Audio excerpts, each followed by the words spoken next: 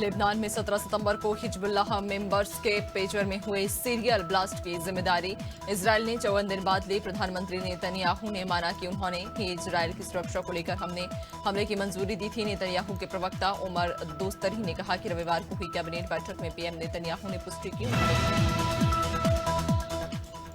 2022 में जंग की शुरुआत के बाद यूक्रेन ने रूस की राजधानी मॉस्को पर सबसे बड़ा हमला किया। यूक्रेन ने मॉस्को को 34 ड्रोन से निशाना बनाया।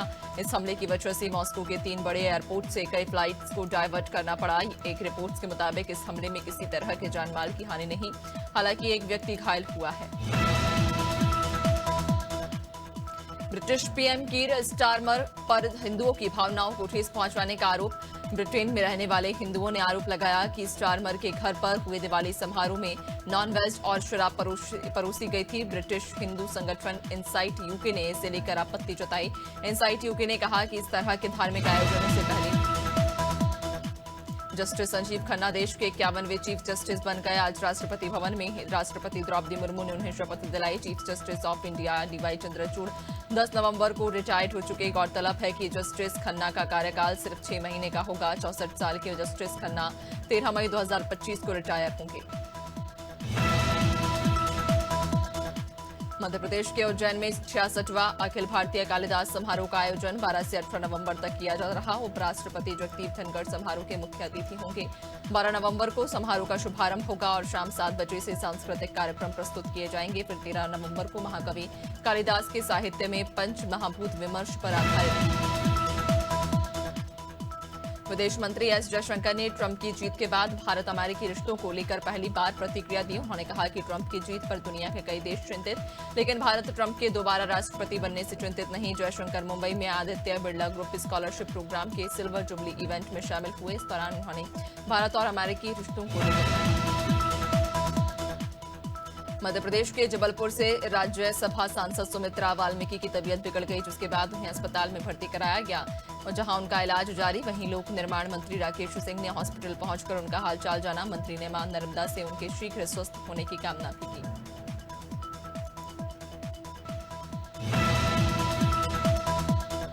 शामगढ़ में सूक्ष्म सिंचाई परियोजना का जनप्रतिनिधियों की मौजूदगी में लोकार्पण किया गया। इस दौरान सांसद सुधीर गुप्ता और विधायक हरदीप सिंह डंग ने बटन दबाकर सिंचाई योजना का पानी किसानों के खेत तक पहुंचाया। इस मौके पर विधायक हरदीप सिंह डंग ने कहा कि किसानों के खेतों में पानी पहुंचाने का जो सपना देखा था, आज वो साकार हो गया।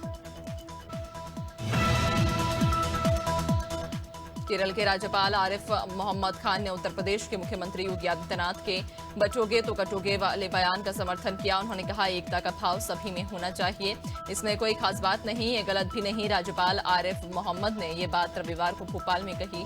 वे यहां दंतोपंत ठेंगड़ी स्मृति राष्ट्रीय व्याख्यान माला में बतौर मुख्य वक्ता शामिल हुए थे।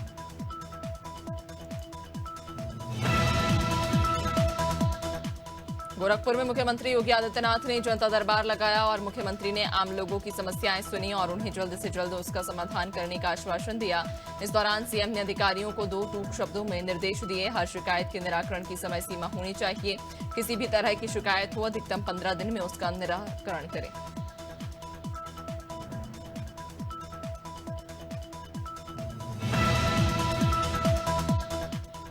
यूपी सरकार ने 10 आईएएस अधिकारियों का तबादला किया। इसी में वन पर्यावरण और जलवायु परिवर्तन विभाग के अपर मुख्य सचिव मनोज सिंह को पद से हटाकर प्रतिशारत कर दिया गया है।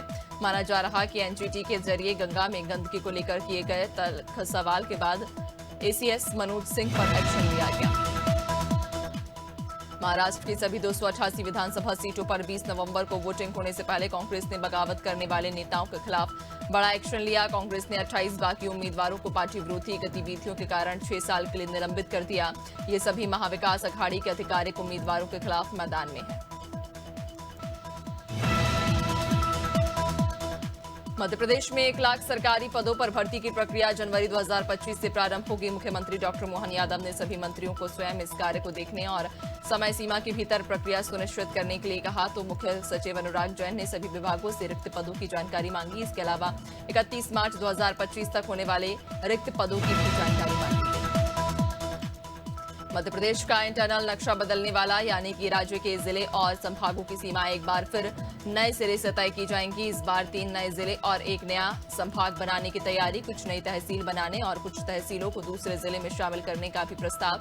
सतना जिले की चित्रकूट तहसील 24 नवंबर को अस्तित्व में आ जाएगी। इसका नोटिफिकेशन हो चुका है। मध्य प्रदेश के किसानों से जुड़ी जरूरी और अच्छी खबर सामने आई। एमएसपी पर धान, ज्वार और बाजरा की उपार्जन नीति घोषित कर दी गई।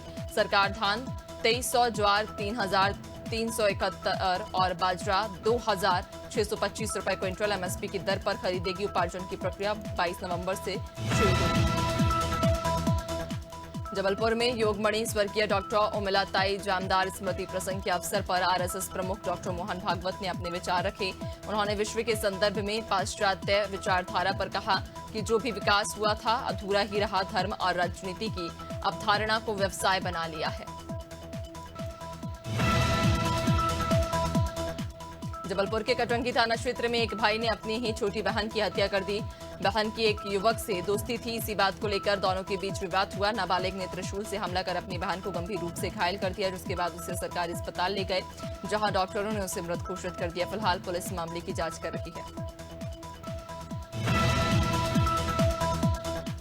सतना के कृष्णनगर में एक युवक की धारदार हथियार से हमला कर हत्या कर दी गई। मृतक युवक कृष्णनगर में किराए से रहता था और पेशे से मेडिकल रिप्रेजेंटेटिव था। स्थानीय लोगों के मुताबिक युवक स्कूटी से जा रहा था, तभी कुछ हमलावरों ने उस पर चाकू से हमला कर दिया। घटना की सूचना मिलते ही पुलिस मौके पर पहुंची और शव को कब्जे में लेकर पोस्टमार्टम के लिए भेज दिया।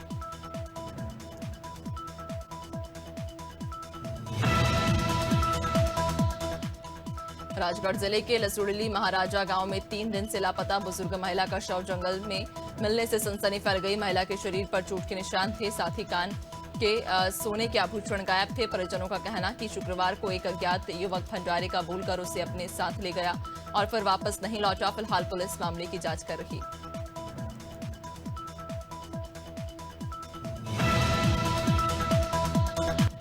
ग्वालियर के हजीरा थाना क्षेत्र में दुकान के बाहर शराब पी रहे 2 बदमाशों को दुकानदार के द्वारा रोकना महंगा पड़ गया।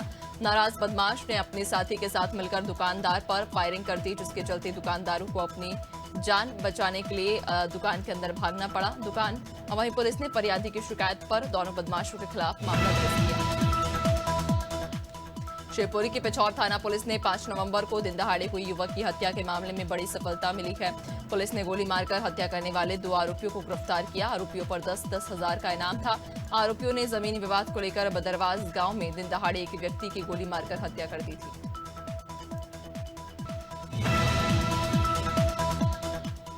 मुंबई के एनसीपी नेता बाबा सिद्दीकी की हत्या मामले में पुलिस को बड़ी सफलता मिली। उत्तर प्रदेश के बहराइच जिले से मुख्य शूटर शिव कुमार को गिरफ्तार किया गया। यूपी एसटीएफ और मुंबई क्राइम ब्रांच की संयुक्त कार्रवाई में आरोपी को गिरफ्तार किया गया। शिव कुमार को नेपाल भागने की फिराक में था, लेकिन एसटीएफ ने समय रहते जाल बिछाकर उसे धर दबोचा। गुना जिले के म्याना इलाके में 8 साल की बच्ची से रेप का आरोपी पुलिस एनकाउंटर में घायल हो गया। उसके पैर में गोली लगी, पुलिस ने उसे गिरफ्तार कर लिया। बता दें कि केदारनाथ के जंगल में एनकाउंटर हुआ। आरोपी का नाम मुकेश जाटव, वह बमूरी थाना क्षेत्र के गड़ला उजारी गांव का रहने वाला। एनकाउंटर के बाद पुलिस आरोपी को अस्पताल ले गई, जहां उसका मेडिकल किया जा रहा। सिवनी में पुलिस ने हाई प्रोफाइल सेक्स रैकेट का भांडाफोड़ किया। पुलिस ने देह व्यापार में शामिल 3 पुरुष और 1 महिला को गिरफ्तार भी किया। शहर के पौष इलाके 12 पत्थर आरजीपुरम क्षेत्र में चल रहे सेक्स रैकेट का खुलासा किया गया। सरगना मोहित यादव पत्रकारिता की आड़ में देह व्यापार कर रहा था, जब पुलिस ने आरोपी। मणिपुर के इम्फाल ईस्ट में कुकी उग्रवादियों ने हमला किया। पुलिस ने बताया कि हथियारबंद उग्रवादियों ने धान की कटाई कर रहे मातई किसान पर पहले फायरिंग की, फिर बम फेंके। हमले की सूचना मिलने के बाद पुलिस और बीएसएफ की टीम मौके पर पहुंची, जिसके बाद उग्रवादियों और बीएसएफ जवानों के बीच मुठभेड़ शुरू हो गई। 40 मिनट तक चली फायरिंग में बीएसएफ।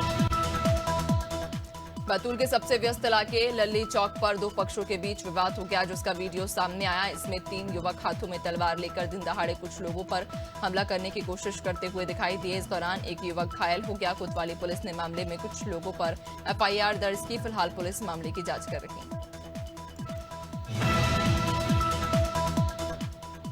गोंडा में दबंगों के हौसले बुलंद, जहां बदमाशों दबंगों ने घर में घुसकर महिला और बच्ची को पीटा। मामला कोतवाली क्षेत्र का बताया जा रहा कि करीब आधा दर्जन दबंगों ने घर में घुसकर महिला और बच्चे से मारपीट की, जिसका वीडियो सोशल मीडिया पर वायरल हो रहा। पुलिस ने केस दर्ज कर मामले की जांच शुरू कर दी।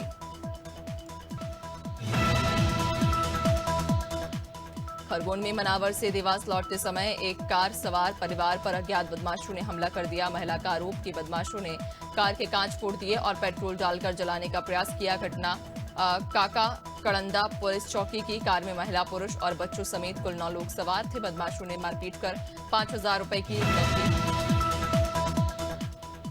उन्नाव में बदमाशों ने दिन दहाड़े गन पॉइंट पर एक अधिवक्ता के घर से लूट की वारदात को अंजाम दिया, जहां से बदमाश घर में रखे 1 लाख से ज्यादा कैश और जेवरात लेकर फरार हो गए। मामला सदर कोतवाली क्षेत्र का, जहां 3 बदमाश क्लाइंट बनकर इनकम टैक्स अधिवक्ता के घर आए थे। इस वारदात की सूचना पर एसपी दीपक भूकर ने घटनास्थल का निरीक्षण किया।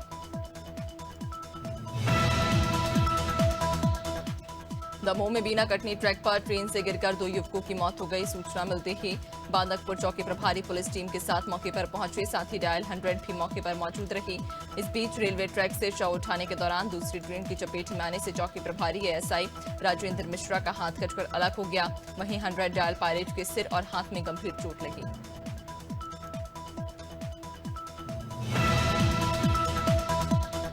कटनी में देर रात बारातियों से भरी बस पलट गई। हादसे में 22 महिलाएं, एक बच्चा सहित 30 लोग घायल हो गए। बताया जाता है कि बस में 50 से 60 लोग सवार थे। दरअसल कैमोर से कटंगी की ओर जा रही चलती बस में ड्राइवर और क्लीनर का विवाद होने लगा, जिससे ड्राइवर बस का नियंत्रण खो बैठा और बस हादसे का शिकार हो गई। बस ड्राइवर मौके से फरार हो गया। सुल्तानपुर जिले के अयोध्या प्रयागराज राष्ट्रीय राजमार्ग पर 2 बाइकों की आपस में जोरदार भिड़ंत हो गई। हादसे में बाइक सवार एक युवक की मौके पर मौत हो गई है।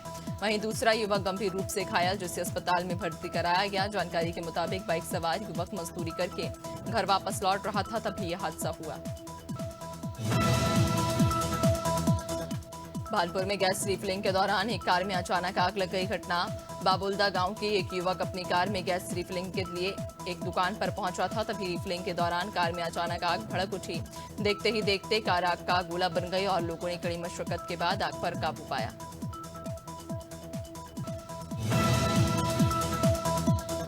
कवर्धा जिले में एक किसान के ट्रैक्टर ट्रॉली में भीषण आग लग गई। ट्रॉली में धान रखा हुआ था। घटना सहसपुर लोहारा थाना की है। आग लगने की सूचना मिलते ही पुलिस और फायर ब्रिगेड की टीम मौके पर पहुंची, लेकिन तब तक आगजनी में ट्रॉली में रखा धान जलकर खाक हो गया। किसान को लाखों का नुकसान हुआ। डिडौरी के करंजिया वन परिक्षेत्र में आचान कमार अभयारण्य से हाथियों का झुंड पहुंचा। इस दौरान हाथियों के झुंड ने किसानों की फसलों को नुकसान पहुंचाया। एक ग्रामीण ने पेड़ पर चढ़कर इन हाथियों की तस्वीरें भी बनाई, जिसका वीडियो सामने आया। हाथियों के आने से इलाके में दहशत का माहौल और अब किसान के अशोकनगर में श्री राम सिद्धकला परिषद के जरिए आगामी 14 नवंबर से रामलीला का भव्य शुभारंभ किया जाएगा। रामलीला में लगभग 100 से ज्यादा कलाकार बिना किसी पारितोषिक के 15 दिनों तक अभिनय करते हैं। यहां पर श्री राम सिद्धकला परिषद के जरिए मंचित रामलीला की तैयारी कई महीनों से चल रही है। देवोत्थान एकादशी से पहले प्रयागराज में दीपदान महायज्ञ और कालिंदी महोत्सव का आयोजन किया गया। इस मौके पर जूना अखाड़े के मौजगिरी घाट पर 1.25 लाख दिए जलाए गए और मां यमुना की भव्य आरती भी की गई। दीपदान के लिए यमुना की धारा में 1 दर्जन से ज्यादा नावों का विशेष इंतजाम किया गया। इस भव्य कार्यक्रम का आयोजन दत्तात्रेय सेवा समिति हटा के बटियागढ़ क्षेत्र में सुनार नदी से रेत की अवैध निकासी की जा रही। रेत माफिया पुलिस विभाग की सांठगांठ से धड़ल्ले से रेत का परिवहन कर रहे, मोटी रकम में बेच रहे हैं और रॉयल्टी के नाम पर केवल एक सादा कागज ही थमा रखे। मामले में कलेक्टर का कहना है कि जांच के आदेश दिए हैं, जल्द ही कार्रवाई की जाएगी।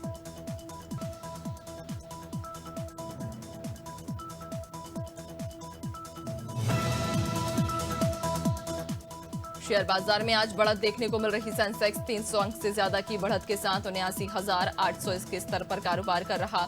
निफ्टी में भी करीब 100 अंक की तेजी, ये 24,250 के स्तर पर कारोबार कर रहा। शुरुआती कारोबार के दौरान सेंसेक्स के 30 शेयरों में से 19 में तेजी और 11 में गिरावट देखने को मिल रही। आज बैंकिंग और एफएमसीजी शेयर्स में ज्यादा गिरावट।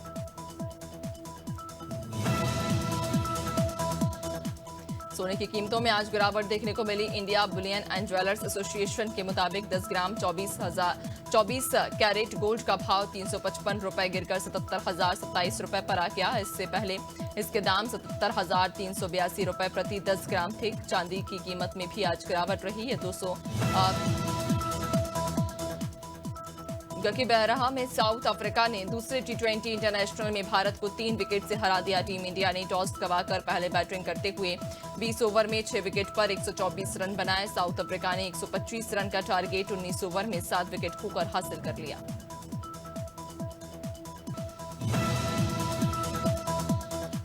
पाकिस्तान ने तीसरे वनडे में ऑस्ट्रेलिया को 8 विकेट से हरा दिया। टीम इसी के साथ 3 मैचों की सीरीज 2-1 से जीती। 22 साल के बाद पाकिस्तान ने ऑस्ट्रेलिया को वनडे सीरीज में उसी के घर से हराया।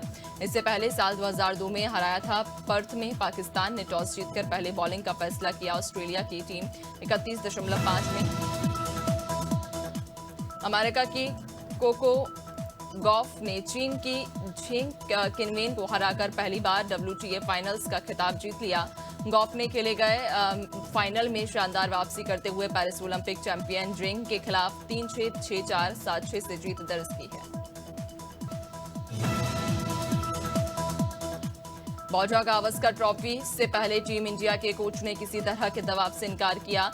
रिकी पेंटिंग के बयान पर उन्होंने कहा कि वे अपने क्रिकेट पर ध्यान दें। गंभीर ने टीम के ऑस्ट्रेलिया रवाना होने से पहले प्रेस कॉन्फ्रेंस की। गंभीर ऐसे समय में मीडिया के सामने थे जब टीम इंडिया घर में ही न्यूजीलैंड से 3-0 से टेस्ट सीरीज हार चुकी। एक्ट्रेस परिणीत चोपड़ा रविवार को पति राघव चड्ढा के साथ बनारस पहुंची। यहां उन्होंने पति और उनके परिवार के साथ गंगा आरती में हिस्सा लिया। सामने आए वीडियो में परिणीति भक्ति में लीन नजर आई। दशाश्वा मेघ घाट में हुई गंगा आरती में परिणीति चोपड़ा हरे ट्रेडिशनल लिबास में पहुंची थी। क्रिकेटर से राजनेता बने नवजोत सिंह सिद्धू जल्द ही the great Indian couple show में नजर आएंगे। करीब 22 साल के राजनीतिक सफर के बाद नवजोत सिद्धू 2022 से राजनीति से दूर। IPL 2024 की शुरुआत के साथ ही उन्होंने क्रिकेट कमेंट्री के जरिए छोटे पर्दे पर वापसी की थी। अब उन्होंने फिर से लाइव टर्म शो में वापसी के संकेत दिए।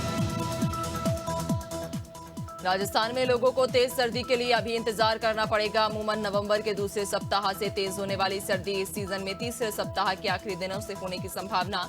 इस दौरान राज्य में दिन और रात का तापमान औसत से ऊपर की रहने की संभावना है। मौसम विज्ञान केंद्र जयपुर ने 15 नवंबर तक राजस्थान में मौसम पूरी तरह ड्राई रहने की संभावना जताई। मध्य प्रदेश में मौसम के 2 रंग देखने को मिल रहे। प्रदेश के कई जिलों में दिन के समय धूप तो रात के समय तापमान में गिरावट देखी गई। रविवार को भोपाल में दिन भर तेज धूप खिली। वहीं शाम के बाद ही ठंडी हवाओं का दौर शुरू हुआ। अगले कुछ दिनों में दिन में अधिकतम तापमान और अधिक गिरावट दर्ज की जाएगी। रायपुर में रविवार को पारा 33 डिग्री के करीब पहुंच गया। छत्तीसगढ़ में अगले 3 दिन तक न्यूनतम तापमान में भी कोई खास बदलाव होने की संभावना नहीं है। मौसम विभाग के मुताबिक आज कुछ हिस्सों में हल्के बादल छाए रहने की संभावना। रायपुर में आज भी दिन का तापमान 33 डिग्री सेल्सियस और रात का तापमान 20 डिग्री सेल्सियस के आसपास रहने का अनुमान।